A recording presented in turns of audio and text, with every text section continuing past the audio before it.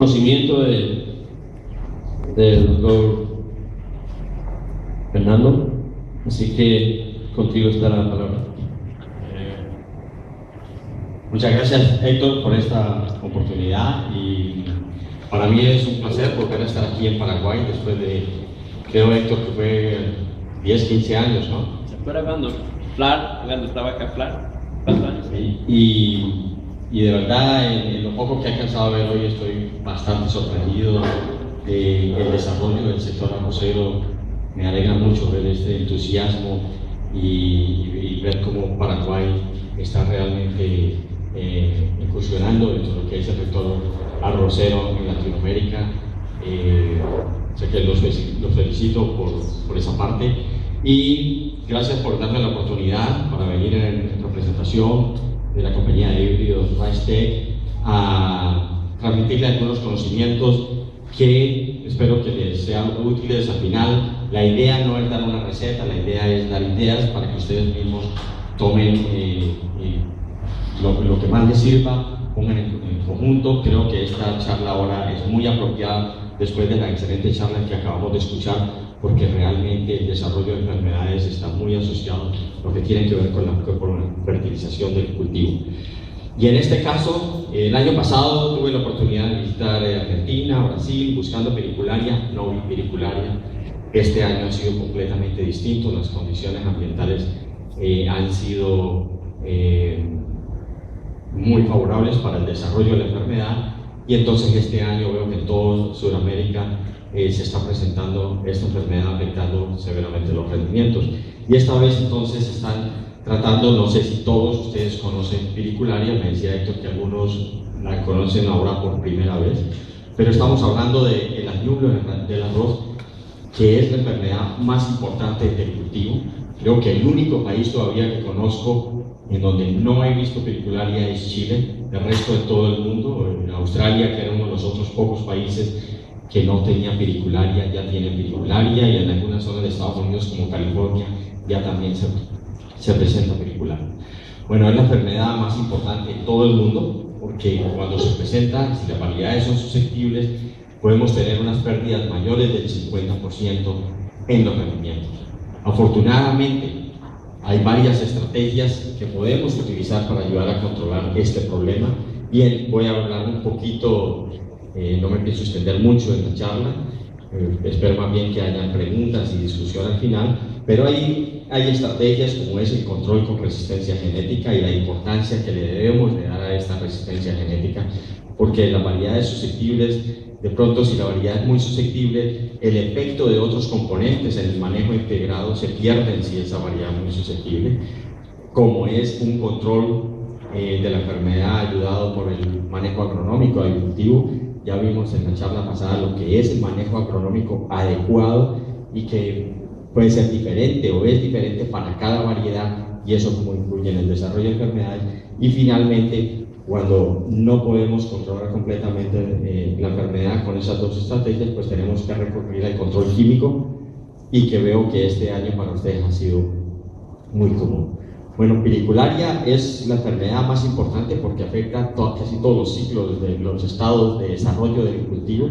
Dependiendo de las condiciones puede afectar desde muy temprano, y esta es la forma como ustedes ven este tipo de lesiones sobre las hojas, como una forma de diamante, en donde el hongo infecta la planta y el hongo tiene la capacidad de reproducirse sobre esas lesiones, y luego esos individuos que va produciendo el hongo, que se llaman esporas, van siendo diseminados para afectar otras partes sanas de la misma planta o otras plantas, y finalmente la parte más importante del cultivo, que es el estado reproductivo, en donde si se da la infección en este estado y la variedad es muy susceptible, pues podemos llegar a tener hasta unas pérdidas del 100%.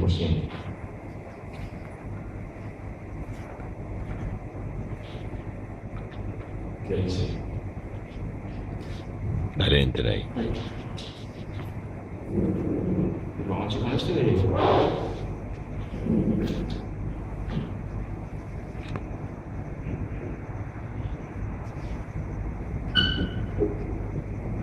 Ahí va. Bueno, como dije, este hongo, la importancia ya hace que este hongo pueda comenzar a afectar el cultivo casi que desde que germina, ya, sobre todo si el cultivo está bajo unas condiciones de estrés nutricionales o condiciones de estrés de agua, tan temprano como la planta. Estas son lesiones individuales que son causadas por este organismo. Como dije, una espora del hongo, vamos a ver cómo es el ciclo, comienza a causar una espora que ha caído sobre la hoja y esta espora ha germinado y ha causado la lesión. Una lesión individual de esta puede producir miles y a veces millones de individuos que por acciones del agua, del viento, van a diseminarse y van a poder infectarse y la variedad muy susceptibles. Hoy tuve la oportunidad de ver en la estación de Héctor algunas plantas con este tipo de sintomatología, donde lo que vemos es lo que da el nombre a la enfermedad, una ñuble, una quemazón, porque hay una unión de todas esas lesiones. Y el hongo, si la variedad también es muy susceptible, tiene la capacidad de afectar inclusive los nudos de la planta. Y finalmente, y sobre todo, estas estructuras del hongo que se producen en la hoja son las que van a afectar, a atacar la panícula y causar esas pérdidas en el rendimiento.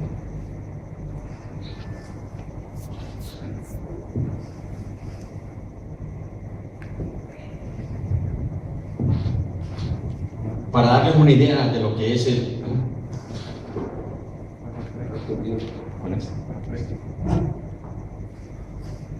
Para darles una idea de lo que les estoy diciendo, esta es lo que es una espora del hongo que se produce en una de esas lesiones, y las condiciones ambientales son de alta humedad. Favorece esta producción las lesiones de estas esporas que son diseminadas y caen se depositan sobre una parte de tejido sano.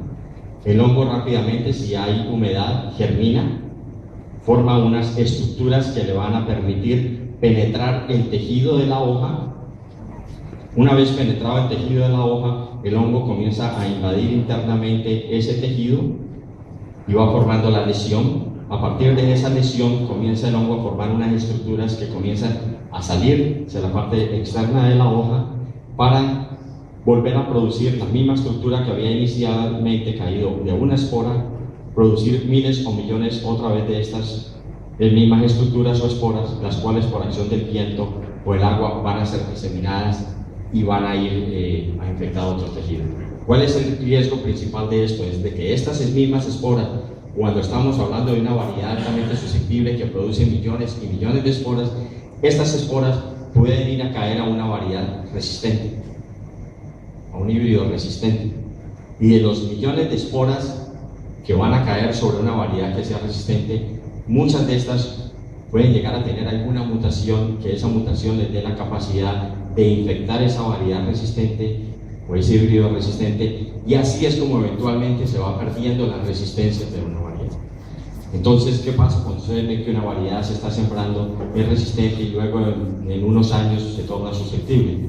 Es muchas veces debido a que ese hongo que se ha estado produciendo sobre la variedad susceptible se ha diseminado, ha caído sobre las hojas de la variedad resistente, y luego se ha producido alguna mutación en el hongo que le dio la capacidad de infectar a esa planta, produciendo una lesión. A partir de esa lesión, miles de esporas, las cuales esas miles de esporas comienzan a diseminarse, y en unos años entonces la resistencia se ha perdido. Es importante que entonces entiendan ustedes algunos conceptos del desarrollo de enfermedad para entender por qué hay veces se presenta, por qué hay veces no se presenta. El hecho que este año haya habido mucha pedicularia no quiere decir que el año entrante necesariamente vaya a haber mucha pedicularia. Hay algunos, sobre todo en la interacción de estos tres factores, como es que la planta sea susceptible, la variedad susceptible, es un requisito para poder que vaya a haber enfermedad. Que exista el patógeno, que sea virulento, que ataque esa variedad, y que exista esas esporas, lo que se llama un inóculo, y que las condiciones ambientales de temperatura, de humedad, se den en ese momento para que entonces los tres interactúen y haya enfermedad. Si tenemos el hospedante o la variedad que es susceptible y el hongo está allí porque se presentó del año pasado que atacó a las variedades, pero las condiciones ambientales de temperatura y humedad no se dan, entonces no necesariamente va a haber enfermedad. Entonces se necesita que interactúen esos tres factores. Y en la planta también hay factores que predisponen más al desarrollo de la enfermedad. Por ejemplo, la población de las plantas. Ya veíamos y vamos a ver más tarde con algunos ejemplos, la población se refiere a una densidad de plantas. Entre mayor sea la densidad de plantas, más se va a predisponer a la presencia de la enfermedad, más se va a favorecer. Entre más plantas, van a haber más debilidad en las plantas, más desbalances nutricionales, un microclima más favorable para el desarrollo de la enfermedad. El tipo de cultivo, porque en el arroz se puede tener arroz bajo condiciones de riego, arroz bajo condiciones de secano. Hay países que cultivan la mayor parte de su arroz en condiciones de secano, y siempre bajo condiciones de secano se favorece más y se predispone más al desarrollo de la enfermedad. Pero hay veces nos confundimos mucho porque pensamos que nosotros trabajamos en arroz de riego y entonces eso es riego. El peligro en el arroz de riego es cuántas veces exponemos nuestro cultivo a unas condiciones de secano. Muchas veces, por las razones que sean, el cultivo queda en algunos periodos o en algunas zonas de los lotes porque no ha habido una adecuada preparación, una nivelación uniforme. Entonces ya veíamos en la presentación anterior algunas zonas cuando se hablaba del riego, que habían unas zonas con agua, otras zonas sin agua. Esas zonas sin agua es un riego, es un cultivo de secano que va a favorecer, a predisponer a la presencia de la enfermedad, y eventualmente va a haber infección y va a terminar afectando lo que está en condiciones de riego o bien manejado.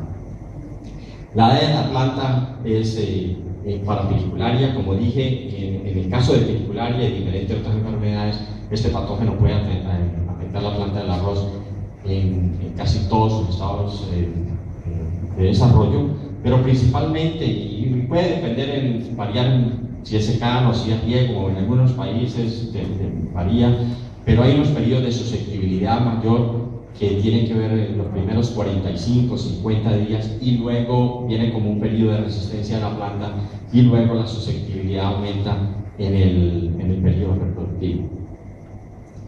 Lo otro, y cuando hablamos de hospedero, es los hospederos alternos. Aunque este es un hongo bastante específico del arroz, hay algunas pocas malezas que pueden ser infectadas por este hongo. Eso le da la oportunidad entonces al hongo de atacar, mantener ese inóculo o esos individuos sobreviviendo en las condiciones de campo, y esas esporas que se están produciendo van a ser el inóculo, van a servir de inóculo para seguir afectando las plantas. Ahora, lógicamente, toda planta del mismo arroz que queda, toda semilla que queda en el campo, que se convierten en las plantas voluntarias, y hoy pude ver muchas plantas después de la cosecha de semilla que quedó en el suelo, que ha germinado. Seguramente muchas de esas plantas están siendo infectadas por pedicularia, que lo único que están haciendo es multiplicando masivamente el hongo y dándole la oportunidad de sobrevivir para el año siguiente. En el caso del patógeno, este es un hongo, no sé si para todos ustedes es común el concepto de raza, pero existe este concepto de razas y lo hace mucho más complejo para su manejo y para la búsqueda de resistencia. Esto quiere decir que aunque haya variedades susceptibles, hay unas variedades susceptibles que son infectadas por una parte del hongo, del individuo del hongo, otras por otra parte de los individuos del hongo, y otras pueden haber muchas razas, y eso varía normalmente con los países. Unos países por sus condiciones y por el área que siembran tienen mucho más razas o estos individuos, pero algo que hace mucho más complejo a este patógeno que muchos otros patógenos del mismo arroz es que tiene una gran diversidad y una gran cantidad de esas razas.